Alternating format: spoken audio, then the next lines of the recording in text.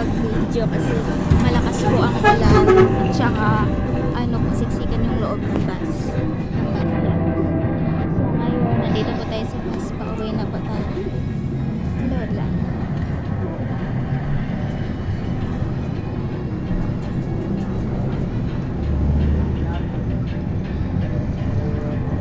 Sana hindi traffic para makaaga tayo ng uwi. Ito po ako guys, yung tapos na po naturukan. Ayan po yung mga tinurok po sa akin. And then, tamang selfie lang habang nag-wait sa OPD. Ayun, sobrang traffic na dyan guys. Kaya, naman, medyo natagalan kami sa pag-uwi. At yung biyahe po talaga namin ay matagal-tagal. Kasi, nagkaroon po talaga ng traffic. Sobrang traffic po dyan.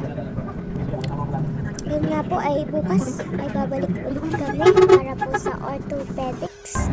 Para po x-ray po ang inyong buto. Meron bang damage, yung balakang ko. Ganun sabihin ng doktor. So,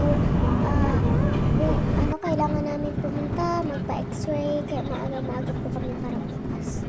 And then, pipila po kami sa orthopedics para po magpa-check up.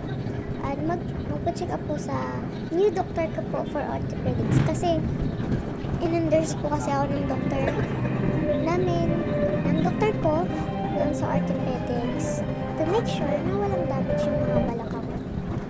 Kaya, ayun. Sana walang damage. Ayan. Nakikita nyo nga ang balisong ko. Ayan, ang balisong ko dyan. Yan talaga yung ginagamit ko kapag pupunta ng PGH kasi nga minsan nakakahingal talaga maglakad.